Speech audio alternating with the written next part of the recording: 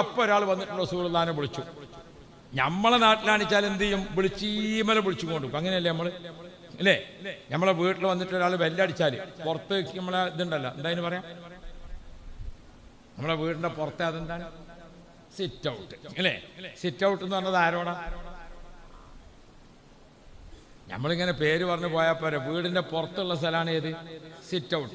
Sit out, പുറത്തിരിക്കുക. ആരോടത് പറഞ്ഞത്? ഔത്തുള്ളവരൊക്കെ പുറത്തിറങ്ങിയിരിക്കാനാ. പിന്നെന്താ? Sit out. പുറത്തുനിന്ന് വരുന്നവനോട് കുറച്ച് ഇവിടെ ഇരിക്കുക.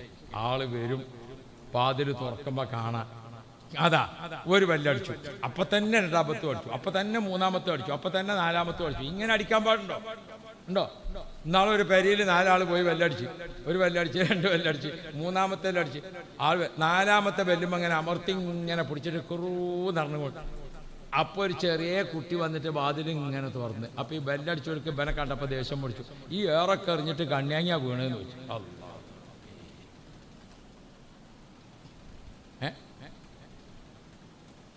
നമ്മളൊരു ഞാൻ എൻ്റെ വീട്ടിൽ ചെല്ലാണ്, എന്നാൽ നേരാണ് കയറി ചെല്ലാൻ പറ്റും. എൻ്റെ വീട്ടിൽ ആരുണ്ട്? എൻ്റെ മകൻ്റെ ഭാര്യയുണ്ട്. ഓള് പ്രസവിച്ച് അല്ലേ? സ്വാഭാവികമായിട്ടും ചിലപ്പോൾ ആണുങ്ങൾ പരിയില്ലാത്ത പെണ്ണുങ്ങൾ എന്ത് ചെയ്യും? ആ മാക്സൊക്കെ പൊന്തിച്ചു പിടിച്ചിട്ട് കാലിൻ്റെ തുടമ കുട്ടിനെ കിടത്തിയിട്ട് എണ്ണ വെച്ച് കൊടുക്കണ്ടാവും, കുഴമ്പ് വെച്ച് കൊടുക്കണ്ടാവും അല്ലേ? നമുക്കൊരു മകളായാലും പിന്നെ മരുമകളായാലും കാണാൻ പാടില്ലാത്തത് കാണാൻ പറ്റുമോ? പുറത്തുനിന്ന് വരികയാണെങ്കിൽ ഒരു ഒച്ച ഉണ്ടാക്കിയിട്ട് സിറ്റ് ഔട്ട് കുറച്ചു നേരം അവിടെ ഇരിക്കുക, പാഞ്ഞിന് കയറലല്ല. നബി സല്ലല്ലാഹു അലൈഹി വസല്ലമ തങ്ങള് ഒരാളെ വിളിച്ചാൽ, ഒരു വീട്ടിലേക്ക് റസൂലുള്ളാഹി തങ്ങൾ ഒരാളെ വിളിച്ചാൽ 4 റക്അത്ത് നിസ്കരിക്കണ സമയം കഴിഞ്ഞിട്ടേ പിന്നെ രണ്ടാമത് വിളിക്കുള്ളൂ. ഒരു വീട്ടിൽ നിസ്കരിക്കണ്ടാവും, ബാത്റൂമിലുണ്ടാവും, മൂട്ടിനെ കുളിപ്പിക്കണ്ടാവൂലേ? അപ്പോഴേക്ക് നമുക്ക് ദേഷ്യം പിടിക്കാൻ പറ്റുമോ? ഒന്ന് കാത്തു നിൽക്കണ്ടേ? ഒരു സ്വഹാബി റസൂലുള്ള ഒരു യാത്ര കഴിഞ്ഞ് വന്നതാ.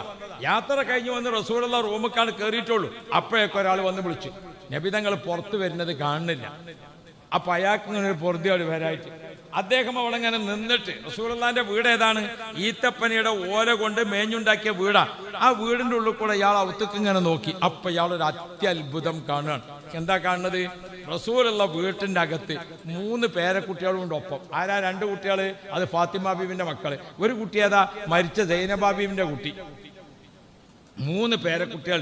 ആ 3 പേരക്കുട്ടികളും കൂടി വല്യപ്പാനൊപ്പം കൂടിയേക്കാണ്. റസൂലുള്ള അങ്ങനെ സുജൂദിൽ കിടക്കുന്നുണ്ട്. റസൂലുള്ള അങ്ങനെ സുജൂദിൽ 2 കുട്ടികൾ റസൂലുള്ളാഹിന്റെ പുറത്ത് കയറി ഇരുന്നിക്കണ്. 2 കുട്ടികൾ റസൂലുള്ളാഹിന്റെ മുതുകിൽ കയറി ഇരുന്നിക്കണ്. 3-ാമത്തെ കുട്ടിയും കൂടി ഇങ്ങനെ കയറാൻ വേണ്ടിയിട്ട് മത്സരിക്കുകയാണ്. ഈ കാഴ്ചയാണ് കാണുന്നത്.